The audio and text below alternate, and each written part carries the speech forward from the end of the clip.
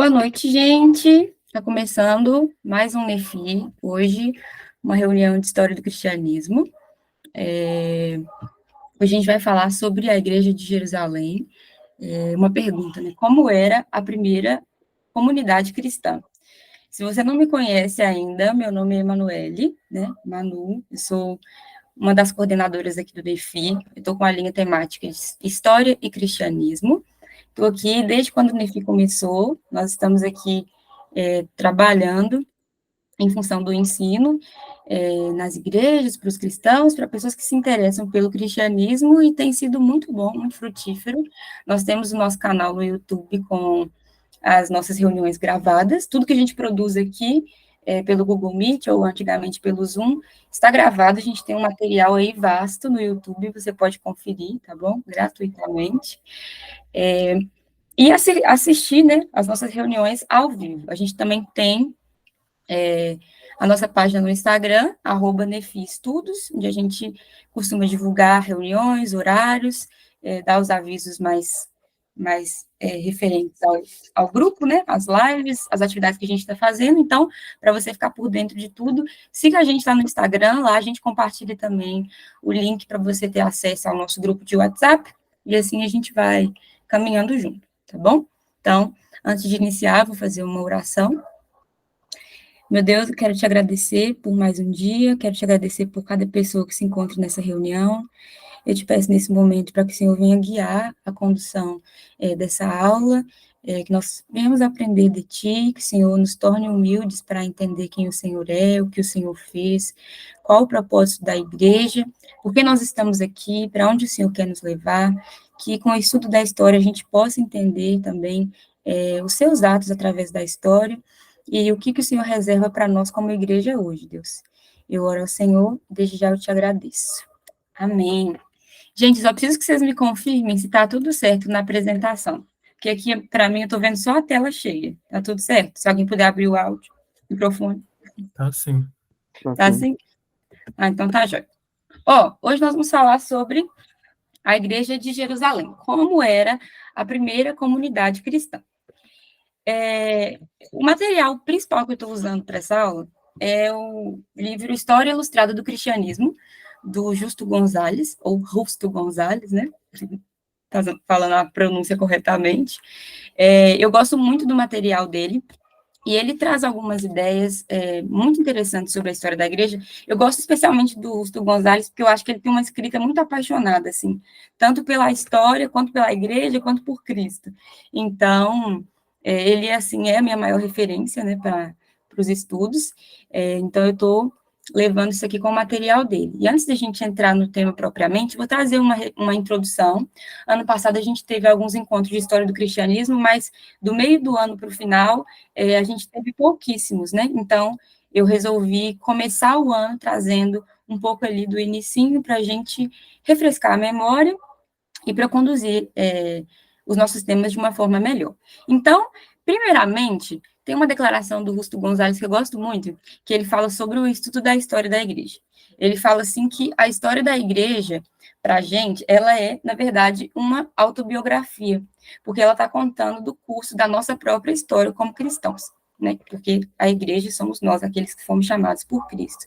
E sem ela, né, sem compreender o que aconteceu, sem compreender as profecias, os acontecimentos, a gente não compreende o que estamos fazendo aqui, né? Qual é a era que a gente está, a gente não compreende muita coisa sobre Deus também, então ela é necessária quase como se fosse um processo de autoconhecimento, ele compara com isso. Então, aqui iniciando, né, o Rusto Gonzalez fala que o evangelho, que é o que a gente chama de boas novas, né, quando Jesus vem anunciar essa nova aliança, né, esse novo tempo, esse novo ensino, ele se insere na história exatamente através do nascimento de Cristo. Né? Então, a gente tem uma citação aqui de 1 João 1:1. O que era desde o princípio é também o que ouvimos, desculpa, gente, era e também, tá?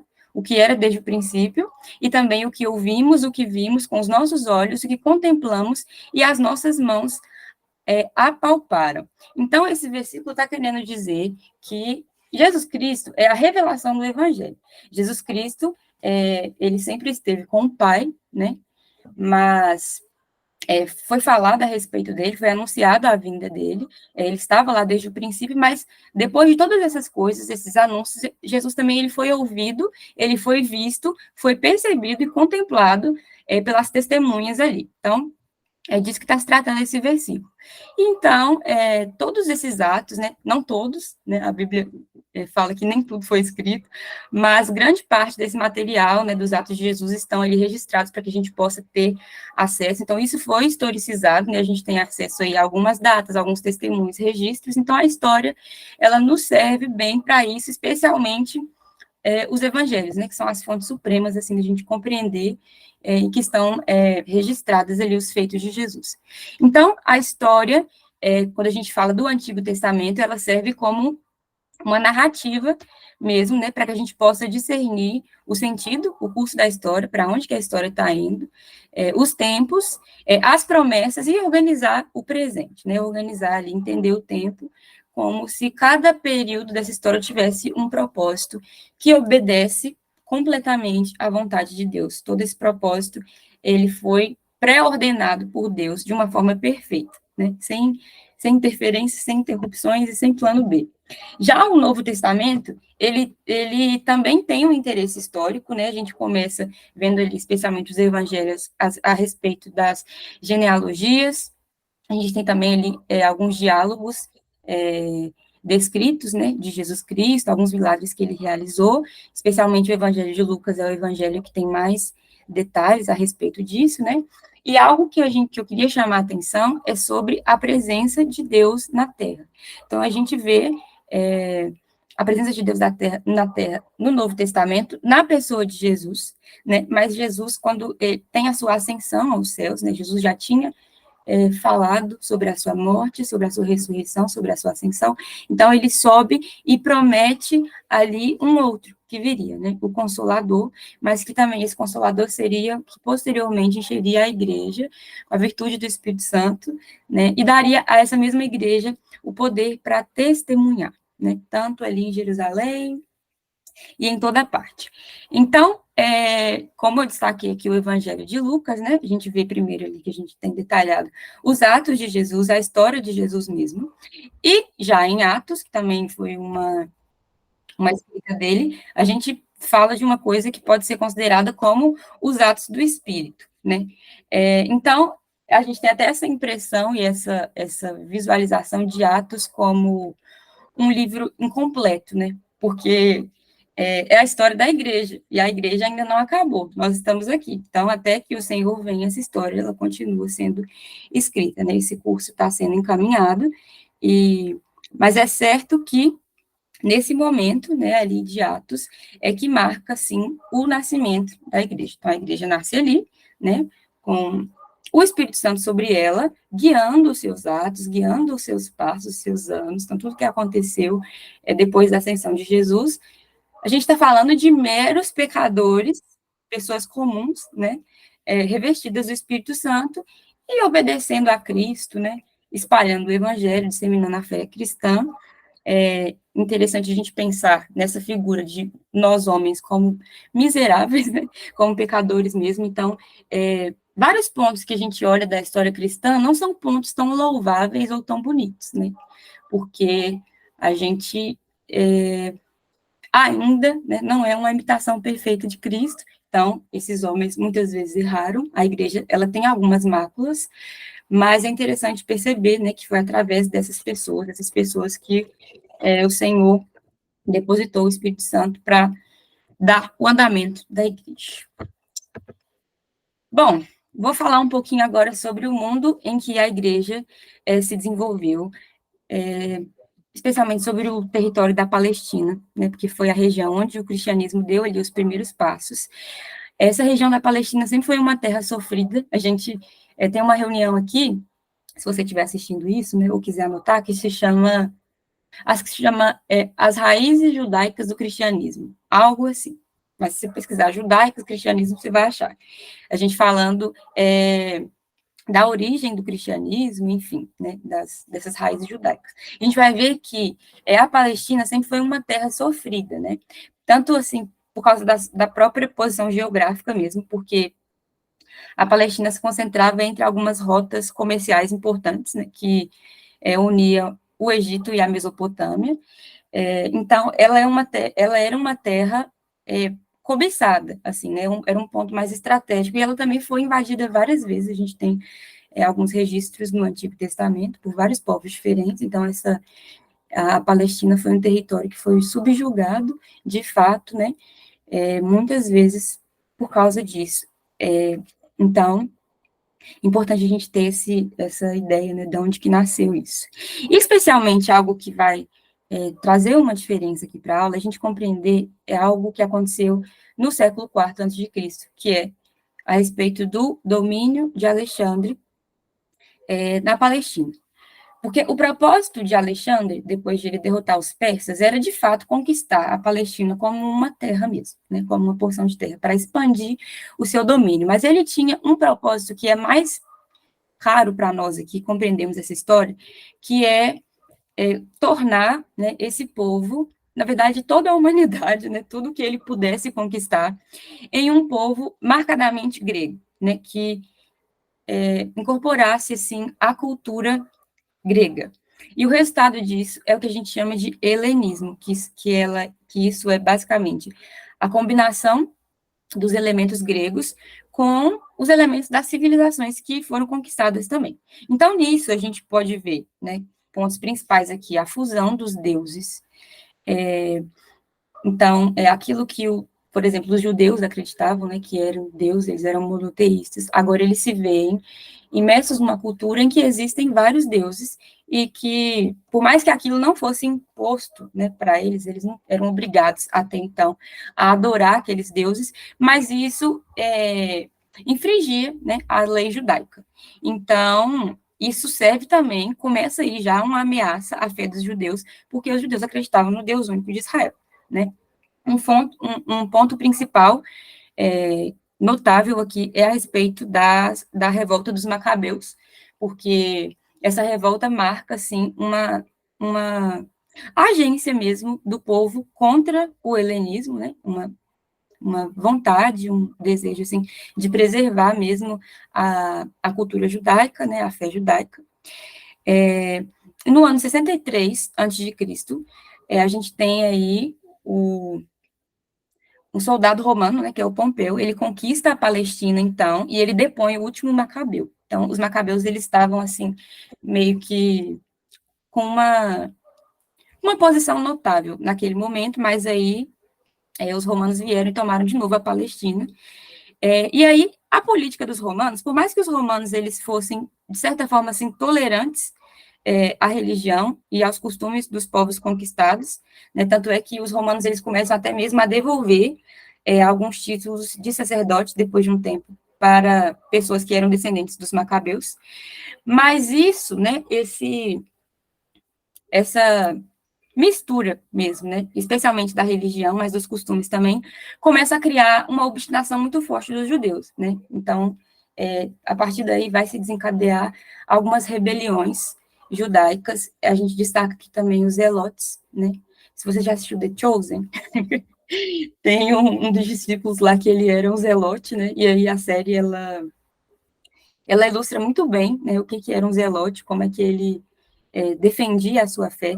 O grupo dos judeus, a gente vai ver que ele é separado, assim, em alguns partidos, vamos dizer, diferentes, mas os zelotes faziam parte de um partido que realmente ia para a guerra, né, pegava a espada, se fosse para matar, matava. Então, algumas rebeliões desencadeadas por eles nesse período, né?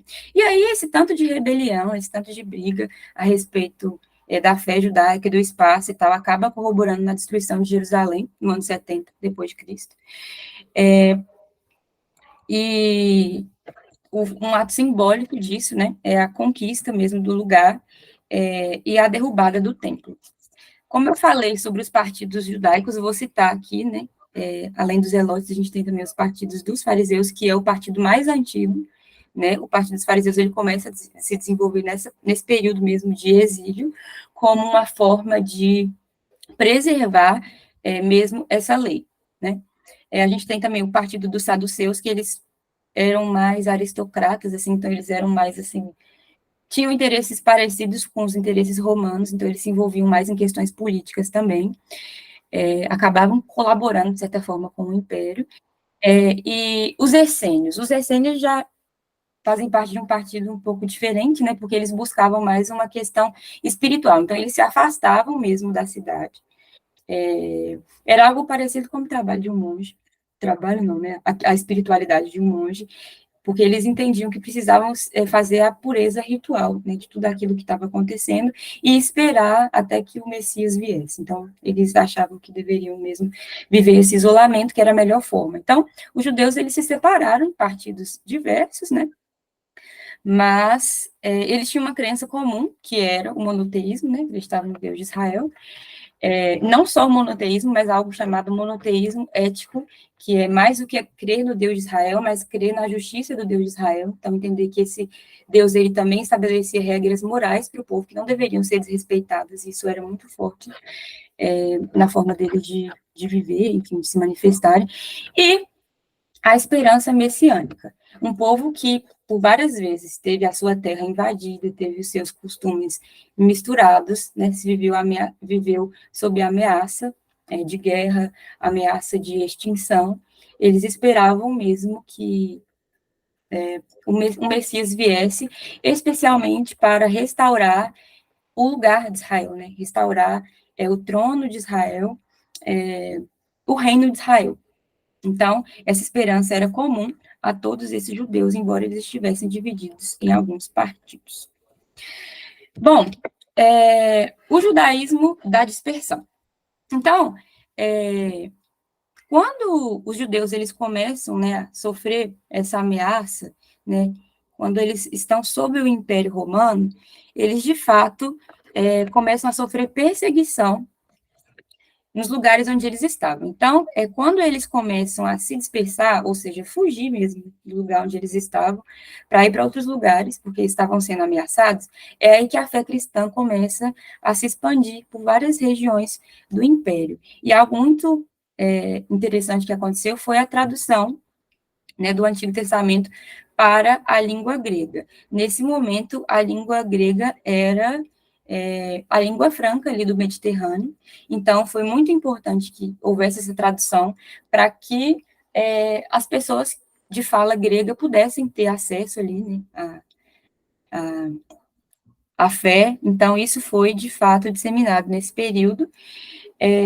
Nessa dispersão tem outro ponto também, que é o contato com os gentios, né, porque até então os judeus criam que esse Messias viria para o povo judeu e unicamente para o povo judeu, né? Então, eles tinham seus próprios partidos, tinham as suas próprias associações religiosas entre judeus, mas nesse momento que eles precisavam sair do seu próprio lugar, né, da sua cidade, eles começaram a conviver com outros povos, né, chamados gentios. Gentios são os que não são judeus. E daí começou um movimento de aliar essa cultura helenista à religião hebraica, por tentarem, nesse momento de perseguição mesmo, né, olharem para a cultura e verem que existia alguma compatibilidade, né, com que eles tinham contato, entre isso e entre o ensino da palavra, né. Então, isso começa a trazer um sentido mais racional, vamos dizer assim, para a coisa, né?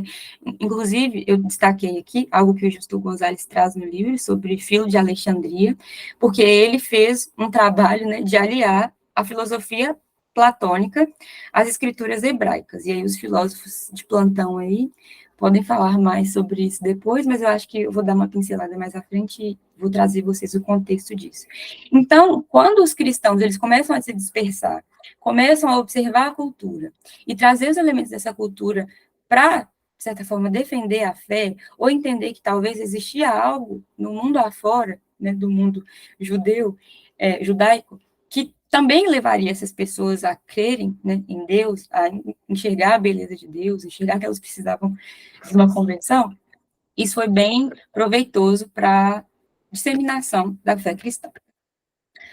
Falando um pouco a respeito do mundo greco-romano, né? Então a gente vê que tem essa influência helenista, né? A incorporação da cultura grega e o domínio do Império Romano. Então a gente tem aí o mundo greco-romano. Algo que começou a se consolidar de forma muito forte foi a unidade política do Império. Então, por toda parte, né, tudo aquilo que Roma conquistava tinha ali uma mesma forma de governo, estava ali sobre a mesma mão, as mesmas leis, né, as mesmas regras. Então, o império crescia, crescia, crescia, e isso deixava, né, eles mais poderosos e tal.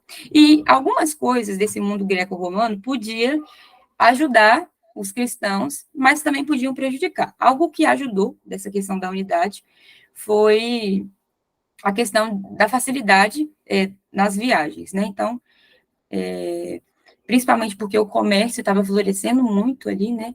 Roma conseguia comercializar com outros povos, crescer aí essa, esse comércio, né? Então, isso demandava que fizessem viagens, né? Para adquirir produtos, para ter trocas comerciais, e algumas pessoas conseguiam viajar livremente, assim, dentro do império, né, porque ele era muito vasto, e isso trazia um contato, assim, maior com outros povos, isso facilitou muito para disseminar a fé cristã. Mas, dentro disso, uma dificuldade que acontece é a uniformidade religiosa, né, tem a unidade política e a uniformidade religiosa também, porque nesse momento, como eu disse antes, né, Roma não impunha uma religião, ela impunha, na verdade, um sincretismo, ou aquilo que a gente chama de panteão romano, né? Existiam vários deuses, e aí, vários mesmo, né? Basta, não vou ficar falando aqui de vários deuses, mas, de fato, existiam vários deuses, e as pessoas, inclusive, eram livres para adorar os deuses que elas quiseram, desde que fossem ali apresentados naquela cultura, e algo que foi implantado, né, que trouxe muito problema, assim, para o povo, foi a questão do culto ao imperador, né, porque os judeus começaram a ser vistos como um povo intransigente, né, um povo que desobedecia, porque isso não era comum a eles, e eles nem poderiam fazer, né, porque a adoração, ela era direcionada apenas a um só, que era o Deus de Israel. Então, esse foi um ponto que desatou, assim, a perseguição mesmo, né? Essa resistência do povo judeu ao culto, a prestar o culto ao imperador. Porque essa negação do culto, ela era entendida como uma forma de traição ao império, né? Tanto é que a morte dos mártires, que a gente vai ver muitas histórias que eu pretendo trazer a história de mártires, pretendo trazer alguns trechos, né, de cartas, de narrativas dos martírios, que, assim, é uma coisa triste, mas é belíssimo, assim, da gente ver aonde que a fé desses mártires estavam arraigadas e até que ponto eles iriam para aquela causa. Mas algo interessante sobre a morte dos mártires é a gente entender que os motivos que levaram, né, esses homens a matarem, a subjugarem esses povos, era um motivo mais político do que religioso, né? Porque eles entendiam que se você estava ali debaixo do império e não prestava culto ao imperador, então você estava traindo o império, né? Você não estava sendo leal politicamente, e talvez você fosse uma ameaça para aquele governo, e especialmente os cristãos, por alguns motivos mais claros, assim, que vou trazer daqui a pouquinho, mas nesse momento, então, os cristãos começam a ser acusados, né, de várias coisas, como incredulidade, como ateísmo, né, porque eles se recusavam a adorar os deuses que eram próprios daquele tempo. Então, a perseguição, ela começa, né, a se acirrar nesse momento por causa dessas questões. Outro ponto aqui sobre o mundo greco-romano é a respeito das tradições filosóficas para a apologética ou a defesa da fé. São duas tradições principais que foram incorporadas aqui dentro do cristianismo. A primeira é a tradição platônica, porque ela era uma tradição que ela fazia uma crítica, né, a esses deuses, que a gente chama de deuses pagãos, porque esses deuses, eles eram considerados como criação própria humana, né, uma invenção humana. E essa tradição platônica, ela acreditava em um ser supremo, né, aquele que era imutável, perfeito, né, suprema bondade, beleza. Acreditava também na imortalidade da alma e no mundo além do sensível. Então, essas coisas, elas traziam, né, uma certa compatibilidade assim com a fé cristã. Então, nesse momento, o povo começou a se utilizar dessas justificativas, né, para embasar mesmo ou defender a sua fé de modo que fizesse sentido, né, de modo que trouxesse uma proximidade mesmo com o que as pessoas criam ou tinham acesso. A segunda tradição filosófica que nesse momento foi incorporada para a defesa foi o estoicismo, porque essa tradição estoica acreditava que existia uma lei natural, né, uma lei universal que era intrínseca assim às pessoas a respeito de como nós deveríamos nos portar, né? O que era moral de se fazer e o que não era moral de se fazer, com o intuito de atingir a perfeição moral. Então, fazia-se uma diferenciação aqui no estoicismo dos sábios e dos nécios. Os sábios seriam, então, aqueles que dominariam as suas paixões naturais, né? Ou o pecado, vamos dizer assim, mas depois, né, aliado aí ao cristianismo. Então, o estoicismo entendia que o homem tinha paixões naturais, paixões que, inclusive, poderiam destruir, né, acabar com ele.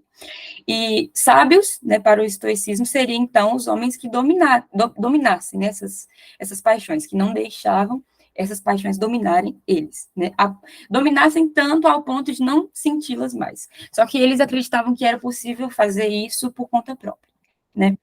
Então, o homem poderia fazer isso até chegar nesse estágio de perfeição moral, ou outro nome que eles dão, que é apatia. Então, essas duas tradições, né, platônica e estoica, foi aliada aí como uma forma de defesa de fé. Isso traz um certo valor, né, para o cristianismo, porque isso foi um facilitador para a expansão da fé, mas isso também traz um certo perigo, né, porque dependendo da forma como você incorpora isso, por exemplo, aqui dentro do estoicismo, né, a gente sabe que o homem por si só não é capaz de chegar até esse lugar sem a ajuda de Deus. Então, tem valores, mas tem alguns perigos também. Então, os desafios que a igreja estava passando ali, né, era um momento para que tudo isso acontecesse, e a igreja, ela respondeu dessa forma a esses desafios dentro do mundo greco-romano. Finalmente, chegamos aqui, né, na igreja de Jerusalém. O contexto da igreja de Jerusalém foi maior do que a parte da igreja de Jerusalém mesmo, porque senti a necessidade de trazer essas informações aqui, mas vamos lá. Falando aqui sobre o livro de Atos primeiro, porque é o livro que a gente tem mais registros dessa igreja de Jerusalém, embora ele também não nos forneça tantas coisas, mas a gente vai trabalhar com o que é possível, né? Então, o livro de Atos, ele descreve como, por obra do Espírito Santo, né? O Espírito Santo agindo no meio dos homens, por meio dos homens, né? Essa nova fé começou a se estender até a capital do império. Tem aí, como eu disse, né, uma escassez de dados para a Igreja de Jerusalém, mas a gente vai fazer uma ideia aproximada. O primeiro erro que a gente tem quando a gente estuda a história da Igreja de Jerusalém, né, a Igreja de Atos, é uma idealização do que foi essa igreja primitiva, né, que é a igreja ideal, é a igreja que a gente precisa retomar como até uma espécie de saudosismo, né, voltando lá no inicinho, trazer para nós a lembrança de que a igreja, tanto a igreja de Jerusalém, né, a igreja primitiva, é uma igreja que foi formada por homens. Então, a gente vê alguns versículos, né, algumas passagens que mostram coisas admiráveis da igreja ali de Jerusalém, mas a gente vê também outras passagens que mostram alguns erros e algumas máculas dessa igreja, né? Como, por exemplo, a relutância de Pedro a respeito da inserção dos gentios na igreja, né, o pecado de Ananias e Safira, né, porque a gente vê que tem essa visão de que a igreja tinha tudo em comum, né, que depositava tudo ali aos pés dos apóstolos, a gente vê que existiu ali uma ganância entre o povo, né, então existia o pecado, existia o lado ruim, né, e algo que é principal aqui para a gente hoje é a respeito das divisões entre os judeus em Jerusalém. Nesse momento, a divisão maior não era nem entre judeus e gentios, era entre judeus e judeus mesmos. Então, eles se dividiam ali em dois grupos, que eram os judeus puristas e os judeus helenizantes. No caso, os judeus puristas eram aqueles judeus que entendiam que eles não deveriam se abrir para outros costumes ou para outros povos, né, que eles deveriam preservar ali, a sua cultura intacta, e também não trazer outros povos para si, porque até esse momento aqui, nos primeiros capítulos de Atos, não existia gentios na igreja, né, ainda. Já os helenizantes, eles eram mais flexíveis, né, a outras ideias e a cultura também. Então, as divisões existiam entre o próprio povo da igreja, né? É importante a gente trazer essa visão também. Então, as pessoas ali, basicamente, estavam disputando para saber quem era mais judeu do que o outro. A gente tem ali um episódio, que é o episódio da escolha dos 7, né, dos 7 diáconos, assim, da igreja, que eles foram escolhidos para tratar de questões administrativas, e aí tem-se um estudo, né, de talvez compreender que todos esses 7, eles podiam ser helenizantes, porque o nome de todos era um nome de origem grega, né, e eles foram direcionados para fazer as questões administrativas, enquanto os 12, eles pregavam, mas depois a gente vai ver que posteriormente, esses 7 também saíam para pregar, né?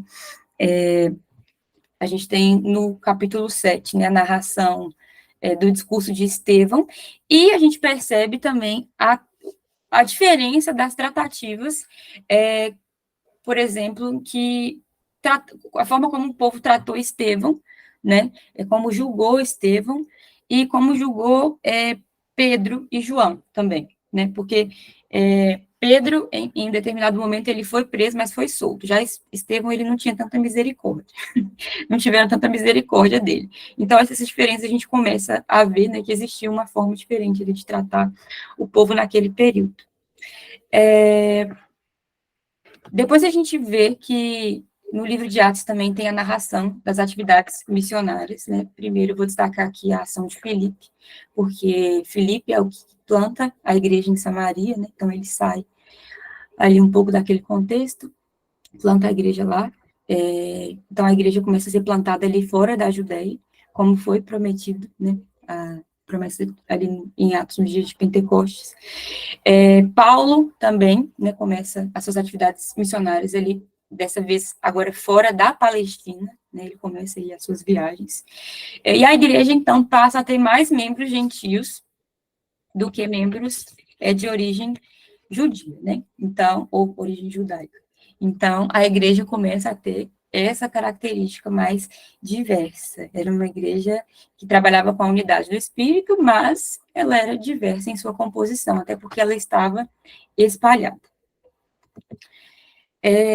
Sobre a vida religiosa da igreja, é importante a gente perceber que os judeus, daquele momento, não criam que eles estavam incorporando uma nova religião.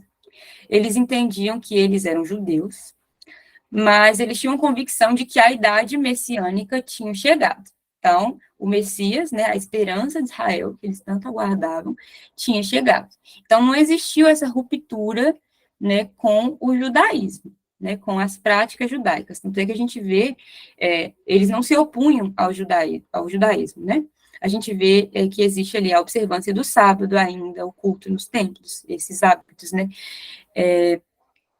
O dia da ressurreição, que era o primeiro dia da semana, né, eles se encontravam ali para partilhar o pão e comemorar a ressurreição, e mais tarde, na tradição cristã, esse primeiro dia da semana foi incorporado a ele a paixão de Cristo, mas anteriormente era sobre a ressurreição mesmo, e alguns jejuns semanais, que eram das práticas dos judeus, de jejuar 2 dias por semana. Então, esses hábitos, eles continuaram, né, não houve, assim, um rompimento com a cultura judaica após a vinda de Cristo. Por último, acabando já, a gente vai falar do ocaso da igreja judaica, ou do desaparecimento, né, do sombreamento dessa igreja aí. Porque aumenta-se, então, a perseguição em Jerusalém. Então, a gente vê que houve nesse momento a ordenação da morte dos líderes, os líderes que estavam ali à frente da igreja em alguns locais. O primeiro que foi ordenado foi a morte de Tiago, o Tiago, irmão de João, né? E essa morte, né, na verdade, essa ordenação, quem ordenou foi o Herodes Agripa, e ela teve muito apoio dos súditos, né? Então a população começou a apoiar que aquilo acontecesse mesmo. E aí depois tem o encarceramento de Pedro, a morte de Tiago, irmão de Jesus, e os líderes começam a se dispersar mesmo, né? Com medo dessa perseguição e enfim, né? Para que a igreja avançasse, porque eles sabiam que se continuassem ali, pode ser que isso fosse afetado, né? Então, eles vão até a cidade de Pela, que ela é do outro lado do Jordão. Nesse lugar, a maioria era gentia também. E essa perseguição, até o ano ali 70 depois de Cristo, ela corrobora na destruição de Jerusalém mesmo, né? Então, infelizmente, né, isso é uma tristeza ali para o povo, que começou a se dispersar ainda mais. E tem algo interessante também a respeito dessa perseguição, que é porque os cristãos, eles seguiam a Cristo, que era considerado um criminoso, vamos dizer assim, né? Ele morreu por uma morte, assim, para o povo romano, era como se Jesus estivesse desafiando o poder de Roma, porque as pessoas consideravam Jesus como o rei dos judeus, né? Então essa morte ela é um tanto política.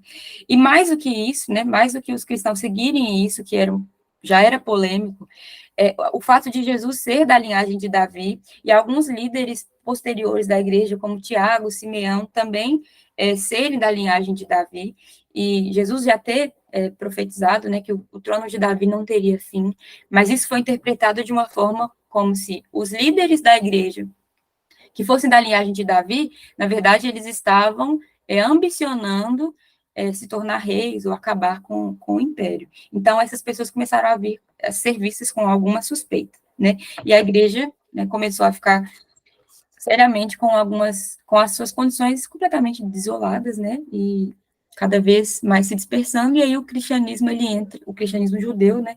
Ele entra em contato com outros grupos, infelizmente sofrendo aí até mesmo algumas interferências de algumas seitas ou pensamentos hereges, né? Ou fora daquilo que era ortodoxo.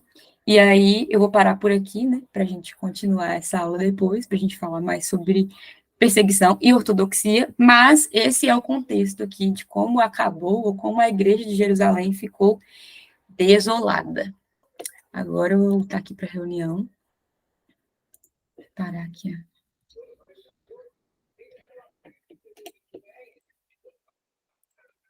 Estou vendo os comentários de vocês aqui. Ah, não estava vendo nada, vocês comentaram muita coisa. Mas eu vou deixar aqui duas perguntas, gente, que eu separei. Deixa eu copiar elas aqui. Só um minutinho.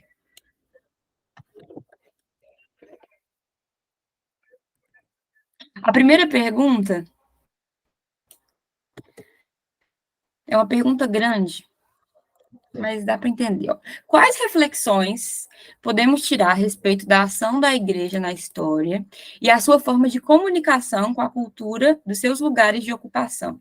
Ou seja, o que vocês pensam a respeito desse curso da igreja até esse momento que a gente trouxe e da forma como a igreja conseguiu se comunicar com a cultura e com os pensamentos da época, né? Os lugares onde ela passou, aí, ou em fuga, ou né, em outros momentos. O que vocês pensam disso? O que foi positivo, o que foi negativo? Como que vocês enxergam isso de forma cultural, de forma espiritual? Pode soltar o verbo. Aí você só levanta a mão primeiro para eu organizar.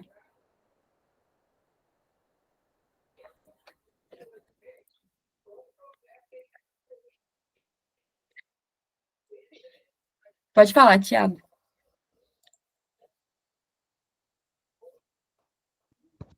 Bom, quais reflexões podemos, né, tirar a respeito da ação da igreja na história e sua forma de comunicação com a cultura em diversos lugares? Bom, primeiramente agradecer pela exposição, foi muito boa. Primeiro que o fato de que Deus se manifesta na história, ele também assume essas, vamos dizer que ele se adapta à língua, né, dos seres humanos, né, porque é um Deus que transcende, e como o ser humano é um ser de linguagem, ele se adapta a essa linguagem, né. E aí a gente acaba vendo isso também na igreja, como o contexto cultural influencia a característica, a qualidade da igreja, e como você expôs também na sua exposição, como, por exemplo, teve as influências helenistas e as influências judaizantes, tudo relacionado com a igreja de Jerusalém, que você bem expôs aí. Então a gente vê essas influências na igreja, porque Deus é um Deus eterno, mas o cristianismo é uma religião eterna, mas também uma religião histórica. É um Deus que se manifesta no tempo. E é o paradoxo, e aí o fato desse paradoxo, né, do eterno que se manifesta no tempo, ele acaba assumindo a história, né, em si, né, é como aquela questão lá quando Deus se manifesta para Jacó, para Abraão e para Isaac, ele fala: Eu sou o Deus de Abraão, o Deus de Isaac e Deus de Jacó. É um Deus que se vincula à história daquelas pessoas. Então, eu acho que isso acaba acontecendo na igreja.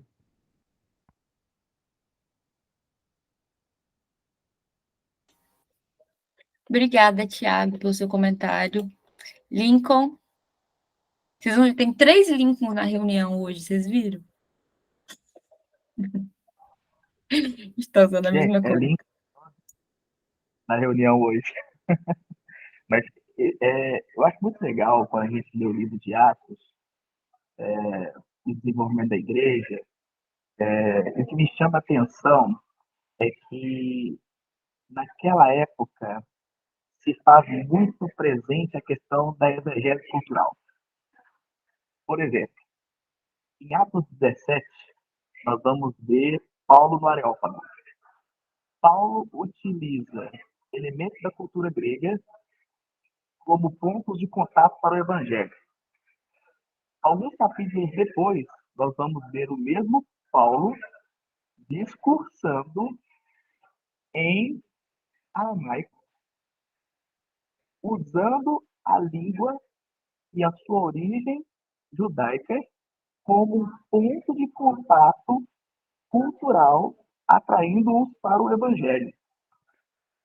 Então, eu penso que a igreja do primeiro século era uma igreja extremamente missional. Ao longo do tempo, no desenvolvimento da igreja, a partir do momento que a igreja deixou de ser perseguida e passa a ser a perseguidora, esse caráter missional ele acaba sendo deixado de lado. É óbvio que a igreja continuou expandindo, claro, mas a missão ela deixou de ser, durante um grande período da história, o centro da igreja. Então, o que me faz destacar de Atos é exatamente isso, o caráter missional da igreja do primeiro século e como ela fazia com excelência esses pontos de contato com a cultura local, atraindo-os para o evangelho. Eu acho que é sensacional. O Ed Spencer, inclusive, tem um livro que chama Plantando Igrejas Missionais. E ele vai falar exatamente da igreja de Jerusalém, da igreja de Antioquia, vai falar do ministério de Pedro, de Paulo, enfim. E o Ed Stetzer fala isso também, tá? Então, eu acho que esses dois pontos, eles meio que saltam aos nossos olhos quando a gente lê o livro de Atos, né? O livro de Atos, ele é encantador. A gente lê, principalmente se a gente lê Lucas e Atos juntos, né? é incrível ver a igreja do primeiro século se desenvolvendo ali, né? Então, enfim, acho que essas duas características que eu falei, o caráter missional da igreja do primeiro século e a exegese cultural que ela fazia, com os seus pontos de contato atraentes para o evangelho, são as duas coisas que eu destacaria, assim, sem sombra de dúvida.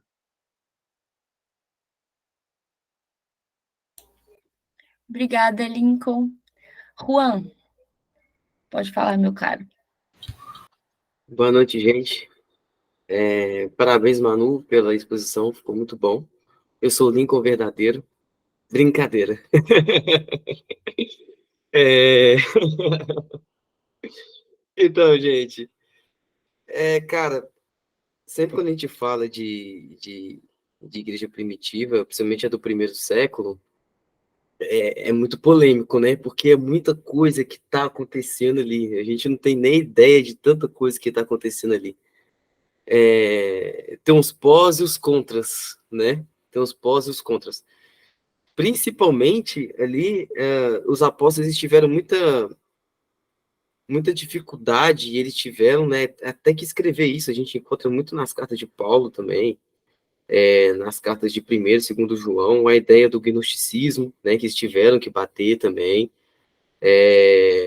A influência platônica foi boa, mas ao mesmo tempo ela pode ter prejudicado ali também. É sempre a via de dois lados, né? Mas é muito bom que a base da igreja ela sempre soube comunicar de forma válida ali com as outras culturas. Eu acho sensacional, não sei se foi o Tiago ou o Lincoln que comentou, acho que foi o Lincoln, né? Quando Paulo ele chega lá no Areópago, ele encontra lá os helenísticos e os epicuristas. É fantástico aquela passagem lá, né? E lá tem uma coisa muito bacana, que quando Paulo ele começa a falar sobre as coisas que são de fato sensíveis, né, vamos se dizer, as coisas que são de fato, porque epicurista e os estoicos, eles não eram muito afim de metafísica, né? Eles não curtiam muito essa ideia de metafísica, né? Mas quando Paulo ele parte para a ideia que Cristo ressuscitou, e etc, etc, ele já deixa Paulo de lado, né?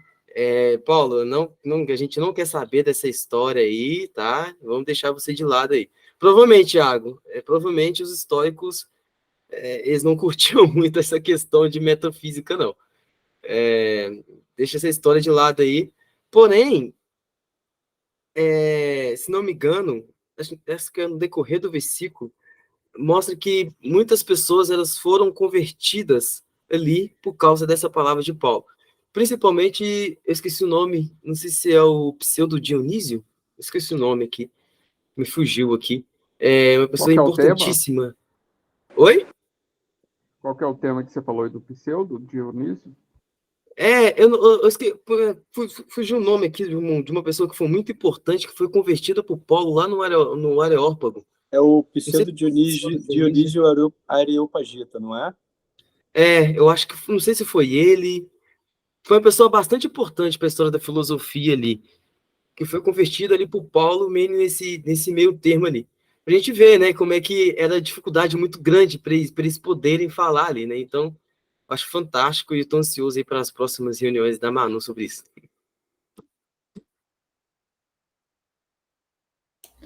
Top. Eu estou pensando em fazermos parceria, história e filosofia, hein, Juan? Acho que vai dar bom montar uma aula sobre isso. Pode falar, Tiago. Porque eu ia comentar duas coisas. Primeiro, essa questão aí do Pseudo Dionísio, porque eu acho que ele é bem posterior a Pseudo Dionísio Areopagita. Eu sempre falo Areopagita. Mas eu acho que ele é muito posterior. Acho que não foi ele, não. E uma coisa que eu fiquei pensando, vocês estavam comentando, né? Essa questão das influências. Tiago, só um minuto. Acabei de confirmar, é isso mesmo. É o Dionísio. Ele é venerado até como santo da Igreja Ortodoxa. Ele Pseudo foi. Dionísio? O Areopagita. Ele foi batizado pelo próprio apóstolo Paulo. Mas ele não é muito, tipo, igual comentaram aí, século VI? Não, é isso mesmo. É o que tá aqui, pelo menos, assim. Dionísio Areopagita. Tá aqui no Wikipedia, né? Mas sabe como é? Mas acredito que sim, eu acho que é ele mesmo. Pelo que eu lembro, é ele mesmo. Entendi. O que eu ia comentar é essa questão das influências helenistas tem uma longa discussão, né? Porque os gregos, eles, se não falha a memória, os gregos assumiram mais a influência helenista grega no cristianismo, né? Pelo próprio contexto helênico, mas já os latinos tiveram muito mais dificuldade, foram mais críticos a essa relação entre teologia e filosofia. Como, por exemplo, aquela máxima lá do Tertuliano, quer dizer, Tertuliano, que pode, como é que é? Pode Atenas conversar com Jerusalém, alguma coisa assim, que traz essa, esse rompimento entre teologia e filosofia e nega mais essas influências do, do, da filosofia grega no cristianismo. Sempre foi uma relação muito complexa, porque ela não pode ser feita, apesar de ela ser boa, interessante, porque a filosofia grega pode ajudar a pensar muitas coisas importantes para o cristianismo, mas também ela precisa ser feita com cuidado, na medida que filosofia grega não é cristianismo. E eu gosto muito, por exemplo, quando você pega alguns estudos, por exemplo, do Kierkegaard sobre Sócrates e Platão, quando e assim, quando a gente pega a filosofia grega, os estoicos e o platonismo, eles são sumariamente uma disciplina, uma perspectiva ética sobre a vida. É a ética governando, a busca pelo bem, a busca pelo bem absoluto. Mas o cristianismo, ele vai um pouquinho além. Ele é um ponto de vista religioso sobre o mundo. Se se o platonismo ele faz meio caminho, porque a ética é fundamental para nós, para a nossa vida, tanto que a própria perspectiva cristã concebe a lei e a ética como um pedagogo para nós encontrarmos o próprio Deus. O platonismo para no meio do caminho, e por parar no meio do caminho, a concepção de mundo do platonismo ou da perspectiva estoica ou da perspectiva socrática é sempre trágica, porque quando você para na ética, o ser humano nunca vai conseguir cumprir a lei. É sempre uma perspectiva trágica sobre o mundo, sobre a existência, enfim. Mas o cristianismo é o fato da religião de um Deus que se fez carne e encontrou o ser humano e se funda a partir da ideia da ressurreição, né, como um ponto de esperança para o ser humano. E justamente pelo fato de o cristianismo ser o encontro com Deus, é uma perspectiva religiosa, não é meramente uma perspectiva ética sobre o que você tem que fazer e sobre quem você deve ser, mas é sobre o encontro com Deus. E aí isso já traz um rompimento e uma antítese entre cristianismo e qualquer outro tipo de filosofia.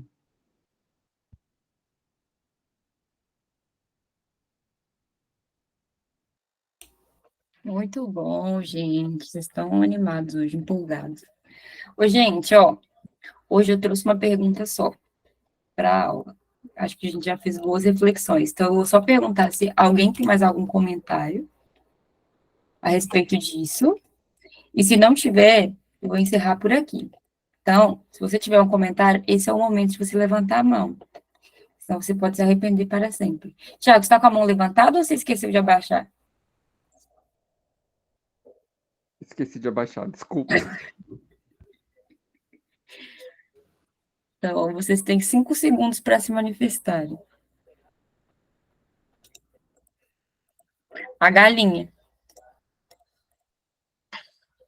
A galinha nasceu primeiro. Que Deus criou a galinha. Ô, gente. Então tá bom, eu queria agradecer. Olha, o Márcio quer falar. Pode falar, Márcio, aí, ó, comentário. Hoje eu fiquei mais quietinho. Eu gostei muito da da exposição, né?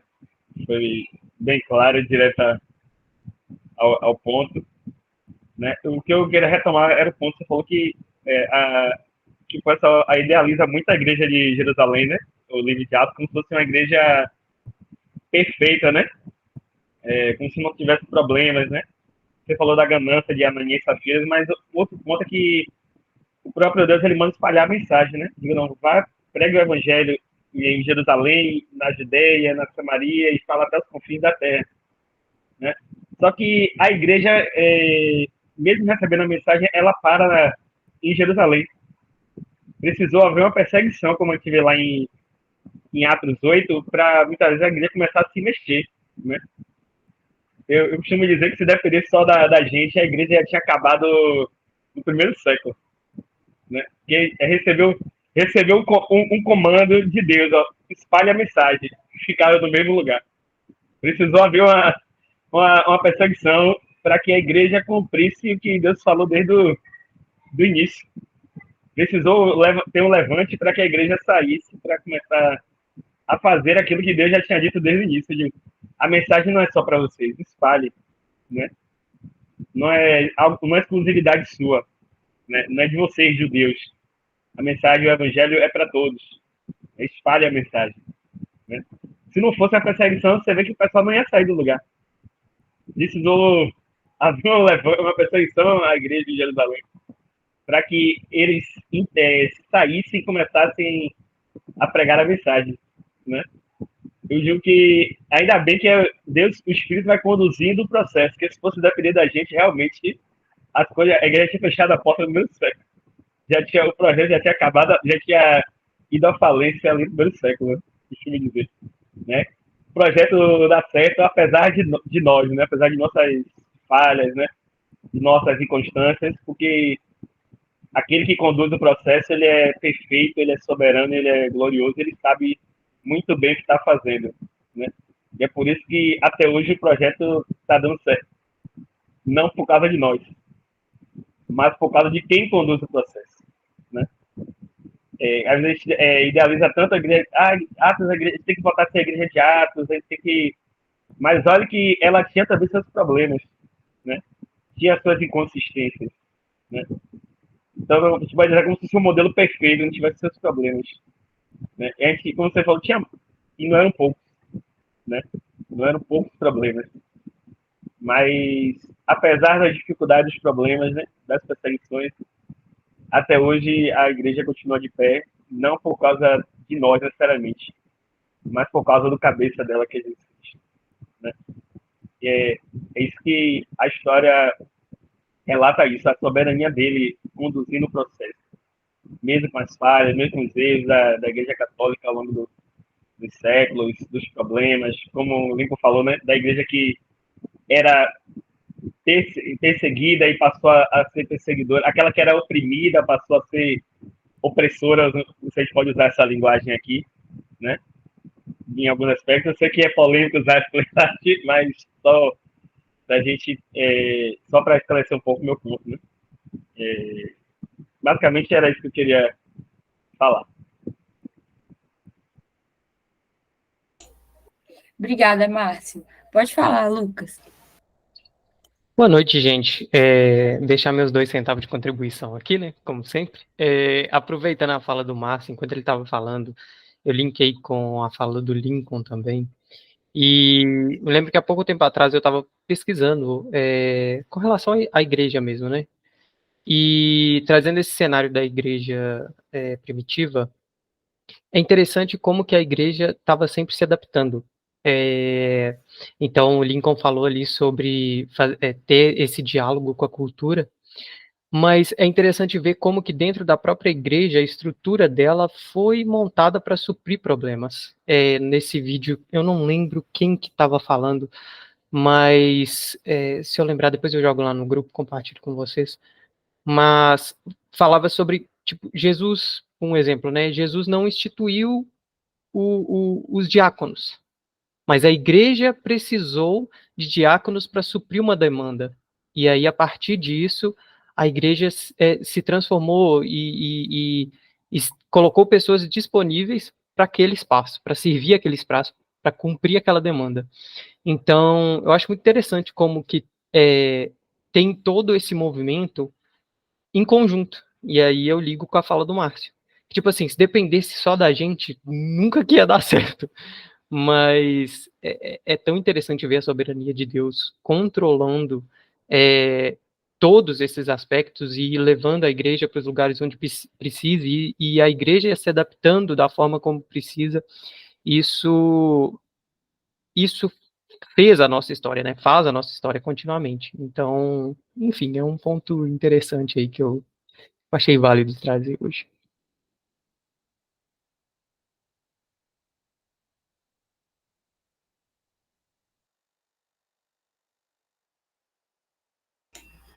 Discussão aqui no chat rolando para saber Dionísio ou pseudo Dionísio. Vamos ficar de para casa, viu, gente? Ah, tá. Já chegaram à conclusão. O Pedro assumiu a culpa.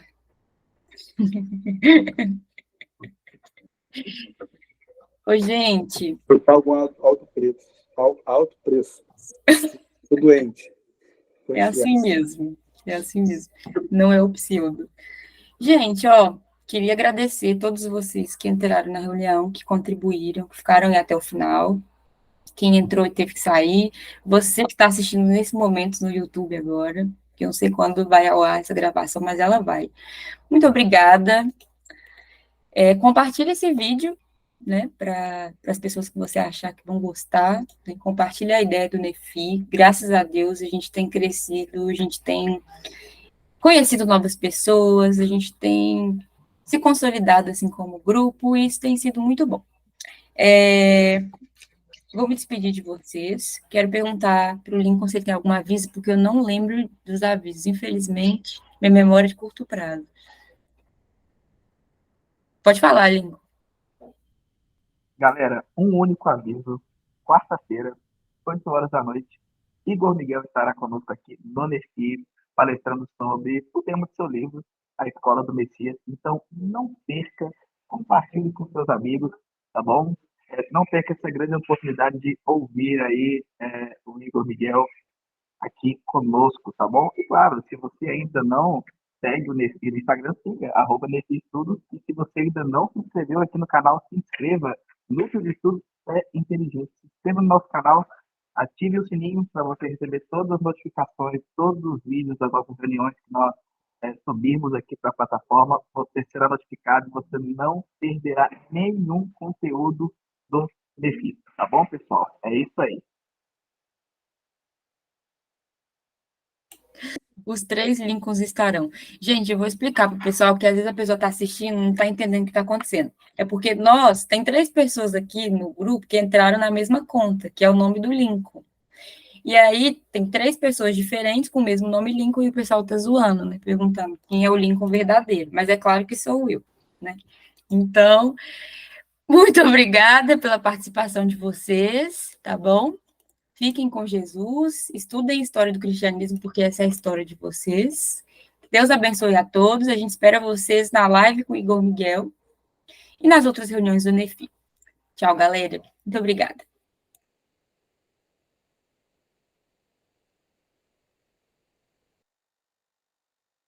Tchau, tchau, pessoal.